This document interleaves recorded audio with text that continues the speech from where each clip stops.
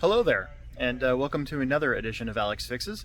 We're going to try to do multiple cars in this one, unless this one that I'm doing right now gets a little crazy. It is a T-Maxx 3.3 Carb rebuild. They want us to rebuild the carburetor, which I haven't done in a while, so this should be fun, and hopefully that's all it is. Of course, we're going to try to run it before we call the customer, just to make sure that everything works. But I don't know. Let's get to it. Of course, a little bit of time lapse, and if I need to stop the video and talk about stuff, I will. So hang in there.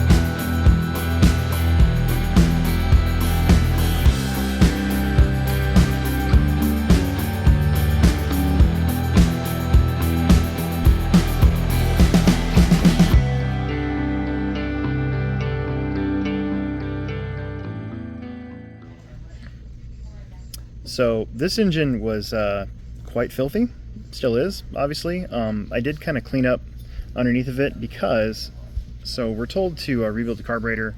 I'm going to assume that that's where they think majority of the leaking's coming from. Maybe it wasn't running right. Either way, you know, it's $4 for a O-ring kit, so it's a cheap way to see if you can get something running. I will say that I'm going to guess that the front bearing is probably leaking really bad on this guy, as well as the where the one-way bearing and the shaft back there turns. I bet you that's leaking out of there as well. So I'm going to look at that before I put this back in the car. We're going to clean up this carburetor and put new O-rings in it and get ready to go. I did clean up the truck a little bit, just because working with it when they're that filthy and sticky and gooey and stuff is pretty much no fun. Also, I noticed that the spur gear was sticking when it was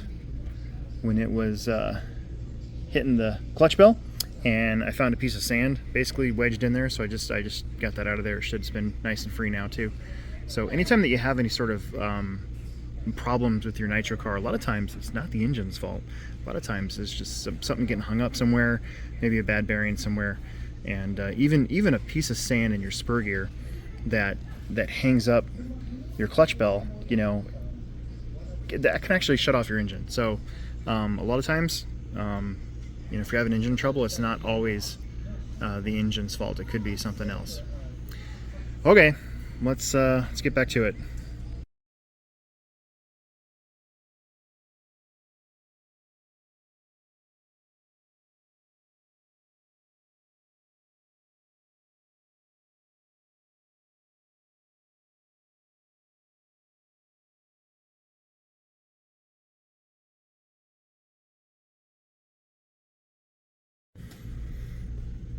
Okay, well, our carb has been scrubbed down and degreased, and it'll be ready for new O-rings. I am gonna still got a little bit of cleaning up to do with the brush. As you can see, some of these we are going to reuse. I will say Traxxas does make a whole complete carb. It's 40 bucks. I get that this only costs $4, so I think that's, you know, if you're willing to do it, you definitely save yourself a bunch of money. And no matter what you do not lose these gold coned tubes, as that is how you actually can put the tiny new O-rings on your needles. So whatever you do, don't lose those. Okay, let's get to it.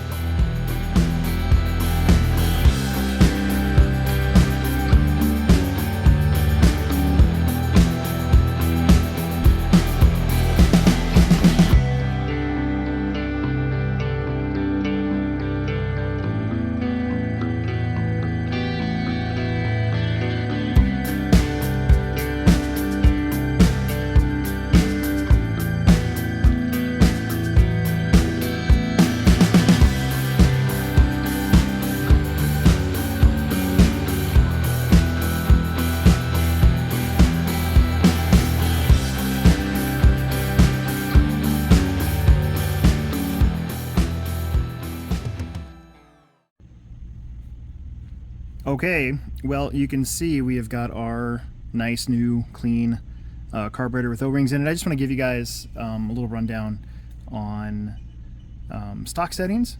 So the low speed needle is flush with the barrel of the carburetor. That's what it says in the instructions. So you kind of have to guess, but usually you get this flush and it's straight parallel there, so you can kind of see that, right?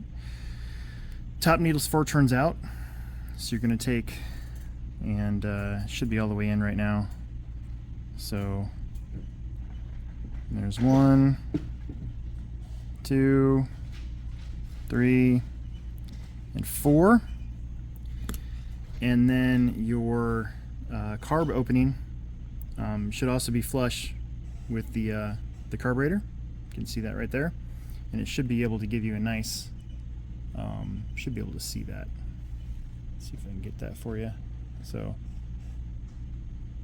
nice little opening, probably about 1 or 2 millimeters to start with. We can always slow it down if we need to. Depending on how old your Traxxas engine is, sometimes they actually need a little bit more just to keep them alive, keep them running. I guess we'll find out when we fire it up. But yeah, we've got a couple more O-rings in the engine to actually take care of, to get in there and change out. But other than that, we're getting close. Oh, one more thing.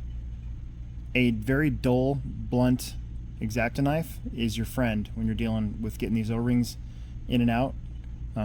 If it's too sharp, obviously you can cut yourself.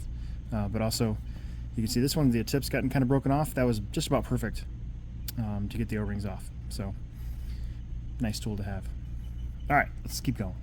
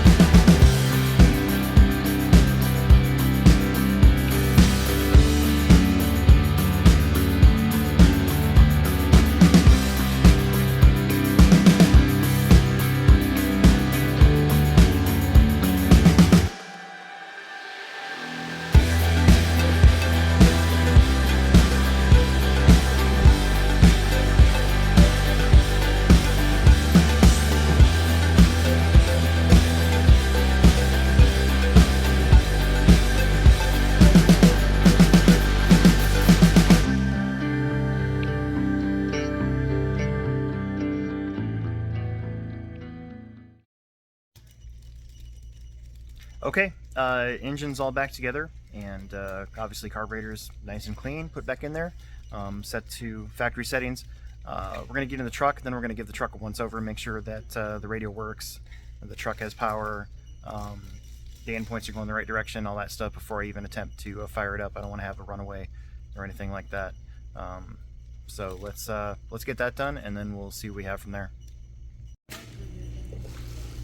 All right, it's a good thing that I checked this truck over before we decided to fire it up. There's a couple things I just want to point out to you guys. For starters, this person actually had their throttle and brake backwards. So if we turn the truck on here, look at this old HPI crystal radio. This is awesome. But anyways, so right now, give it throttle. It's actually on the brake. Give it brake, throttle. So again, this is an old radio, so we're just going to change that. And now, throttle, brake, throttle, brake. Actually looks like I don't even have to really adjust anything, so that's good.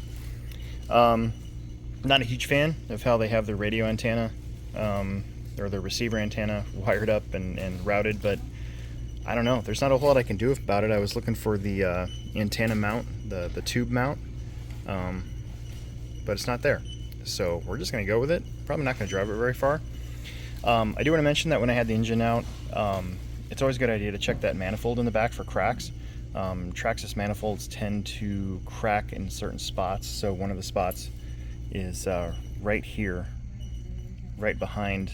It's getting fuzzy. Right behind right there, and then also underneath on this other side. Sometimes it'll crack just a little bit, and obviously that's a big massive air leak. You don't want that. They'll run like not very good. I also replaced the fuel line, the pressure fuel line. The main fuel line seemed like it was fine. So just a few things, but that's why you always check that stuff, because you definitely don't want your car to not do what you're telling it to, right? All right, let's see if it fires up.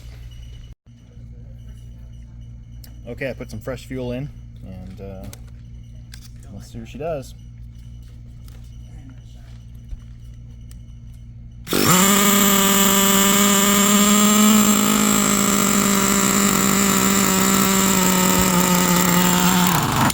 Ooh, okay. Well, it fires up. Let's take it outside and get it tuned up, and then we'll give this customer a call. Should be really good.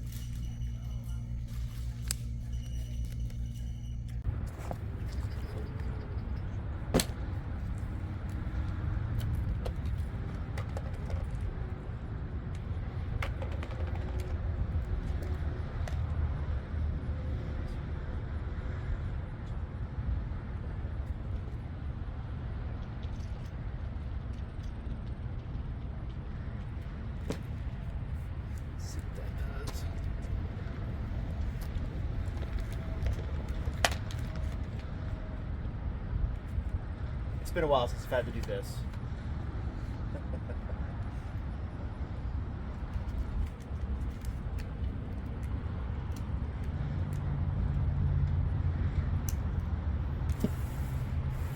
Uh-oh.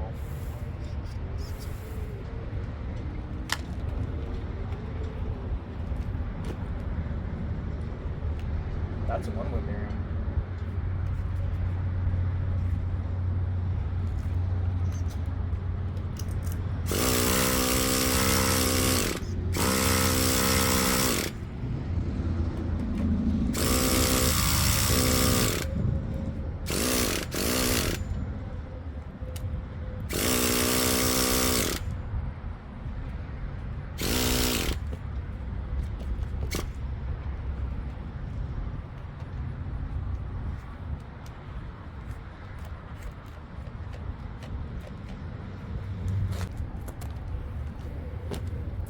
All right, well, we popped the glow plug right away, which is weird and not good.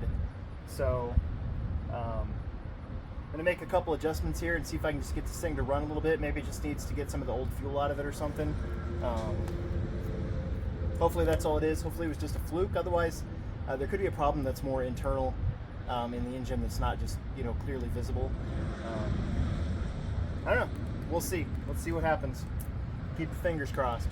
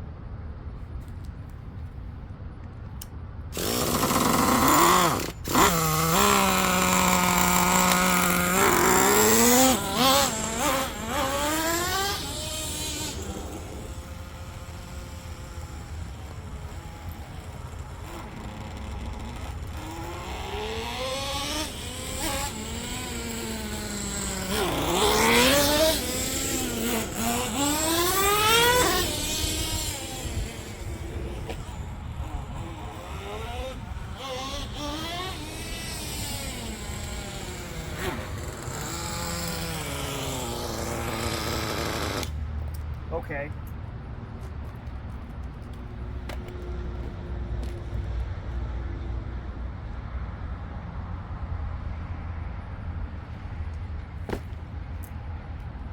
Forgot to pull up the antenna.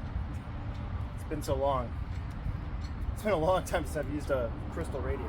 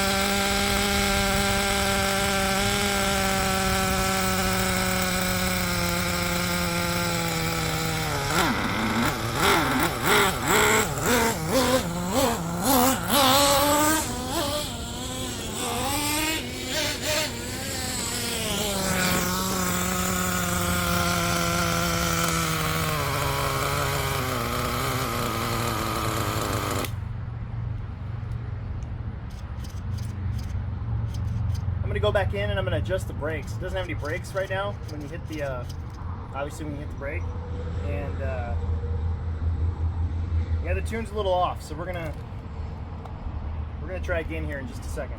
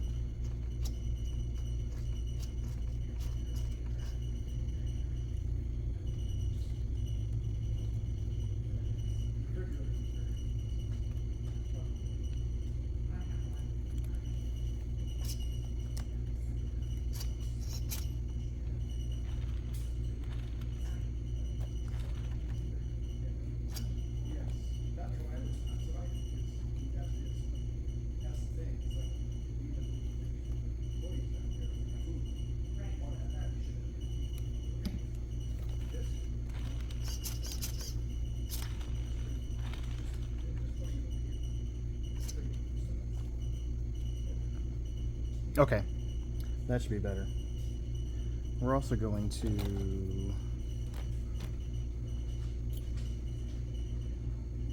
turn the idle speed stop in just a little bit, and I'm gonna see if, and then I'm gonna reset this back to 4 just in case I screwed something up. 4 is not always, depending on where you're at in the country with elevation and stuff too, like 4 turns out sometimes isn't the best. In the wintertime here especially, guys actually run like 4.5, even 5 turns out. In the summertime, you know, usually runs a little leaner. 1, 2, 3, 4. Okay. All right, we'll go try it again.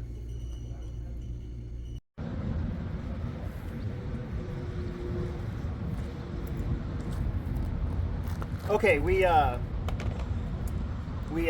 fixed the linkage a little bit, so it's actually got brakes now when you hit the brakes. I turned the bottom, the low speed needle in a little bit more, about a half turn, just to try to pick up the idle speed a little bit, because it wanted to die, and it was really soft on the bottom, almost like it was, not almost, it was way too rich, it seemed like. And then I turned in the top needle about just about a quarter turn from 4 turns out. We're going to see what that sounds like, and if it still needs a lot of work, I guess we'll keep going. But hopefully that linkage, I can at least stop it now and actually assess how it sounds and everything too. So, stupid antenna. Can't forget that. All right, keep your fingers crossed here.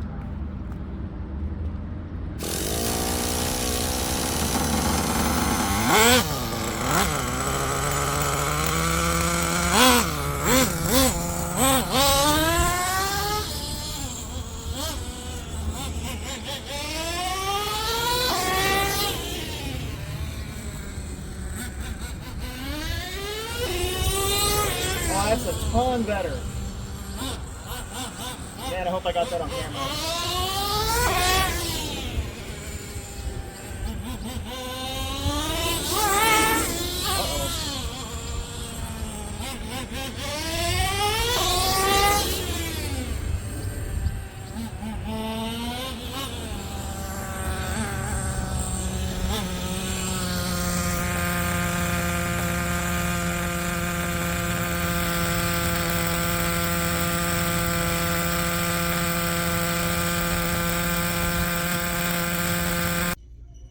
All right, I think we can call that one good to go. Doing these for you guys has been a lot of fun. I know at the beginning of this I was like, hey, we're going to do more than one, but this one ended up taking a little bit longer than I had anticipated. Pretty much now kind of take my Wednesdays and dedicate that to getting a customer repair done, and might as well make some video out of it. So that's what we're doing here. Hope you guys enjoyed it. Hope you guys maybe learned something. Make sure you leave a like, comment, you know, just help the videos out. And subscribe and tell your friends, and we'll make another video for you soon.